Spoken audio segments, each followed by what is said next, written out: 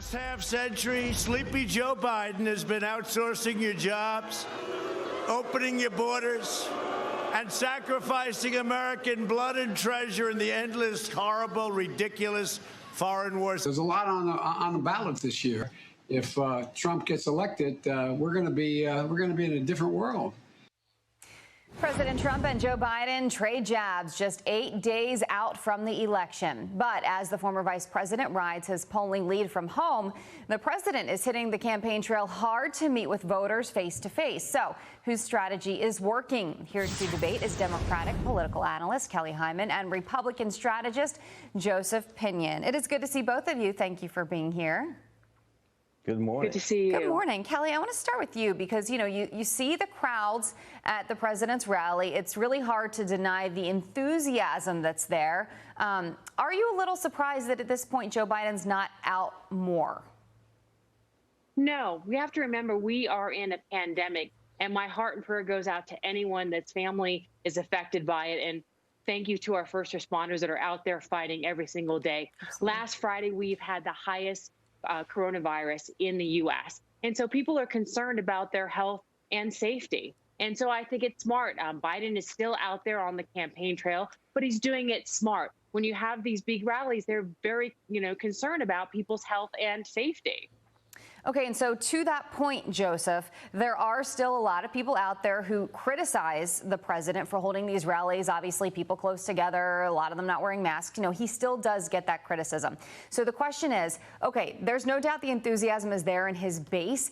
In doing these rallies, do you think that the president is able to latch on to more voters who are perhaps at this point, if any, still undecided, or is he just rallying his base? Well, look, by every statistical measure, the individuals who are undecided at this point are few. We're looking at probably close to 3% as opposed to the 7% that we would typically perceive at this particular point in time.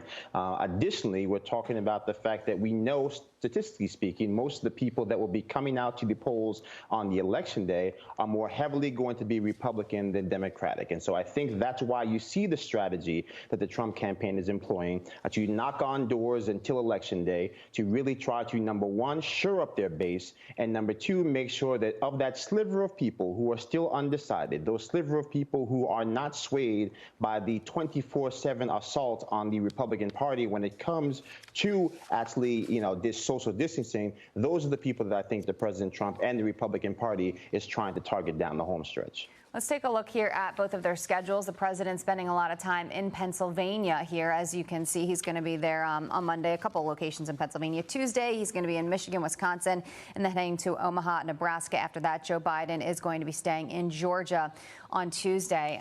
We'll also take a look at a couple of these charts here. The president gaining some strength here in North Carolina. You can see that has gone up significantly.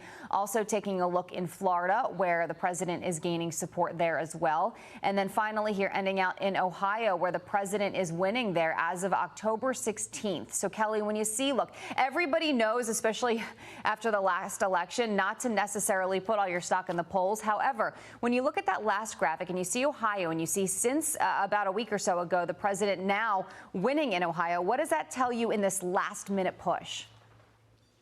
I think that with every poll, there's a margin of error. According to some national polls, Biden is leading in all the polls. But, ultimately, it's going to be up to the voters. We have over 50 million people that are voting right now and going to vote on Election Day. And ultimately, they'll decide, polls is only as good as they are. But we'll have to wait and ultimately see what the voters decide and who they want in 2020. Yeah. Joseph, final word to you.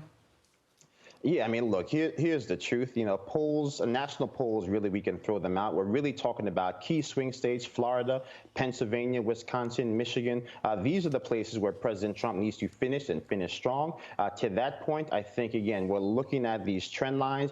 Joe Biden, in that last debate, I think basically made some, read my lips size whoppers of missteps with blue collar workers who want to talk about fracking, who want to talk about an America as they know it, not this reimagined America the Democrats are proposing, where they're going to pack the courts and turn a blind eye to corruption. So I think those are the things that are resonating with those voters. That's why we see that constricting of the race. And I think it's anyone's ball game at this point. But I think the Republican Party has to focus on the impacts on mainstream and those individuals still struggling with the aftermath of COVID-19. Okay. Joseph Pinion, Kelly Hyman, thank you very much for both of your opinions and for joining us. We appreciate it. Have a good day.